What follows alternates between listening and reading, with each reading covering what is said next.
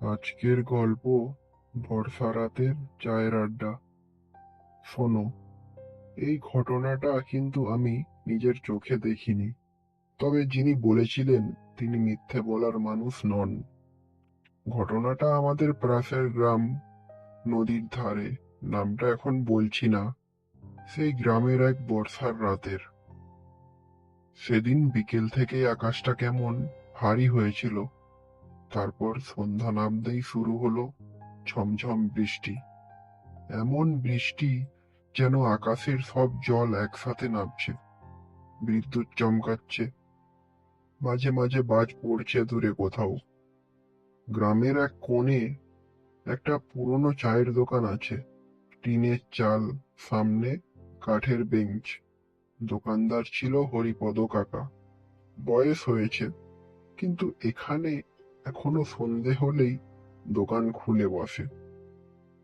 সেই রাতেও বৃষ্টির সত্ত্বেও কয়েকজন লোক জড়ো হয়েছিল ওখানে। রাতের আড্ডা, গরম চা আর গল্প, এটা ছিল তাদের নিয়ম। হরিপদ কাকা চা বানাচ্ছিল, আর সবাই গল্পে মগ্ন।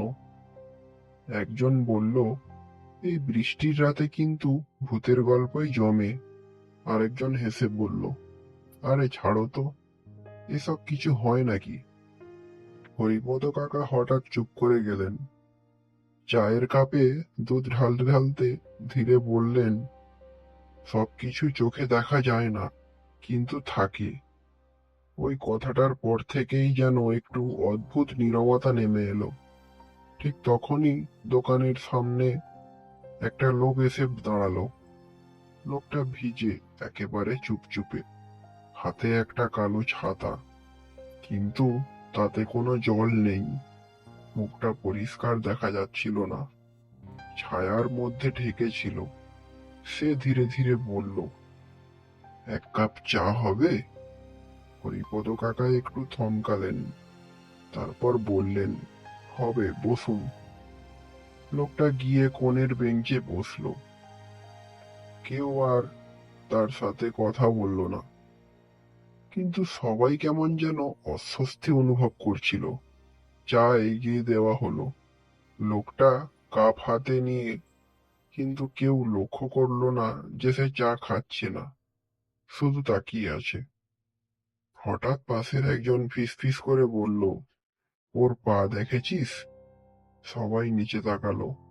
লোকটার পা মাটিতে ছোঁয়ায় নেই, একটু ওপরে ভাসছে। একজন চমকে উঠে বলল, এটা কি?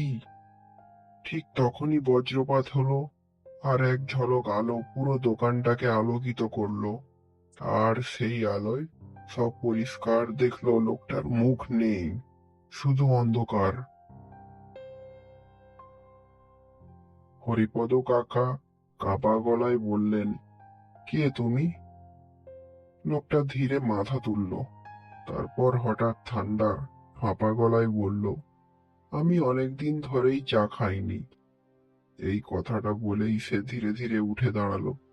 বৃষ্টি তখন ঝরছে, কিন্তু আশ্চর্যের কথা, লোকটার গায়ে এক ফোঁটাও জল পড়ছে না।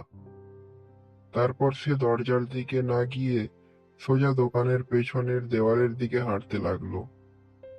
আর সবার সামনে দেওয়ালের ভেতর ঢুকে গেল। এক মুহূর্তের জন্য কেউ নড়তেও পারছিল না।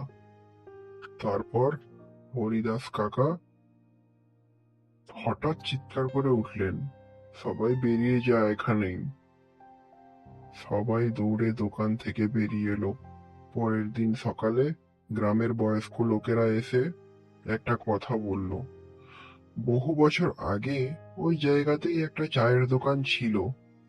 এক লোক বৃষ্টির রাতে চা খেতে এসে হঠাৎ মারা যায়।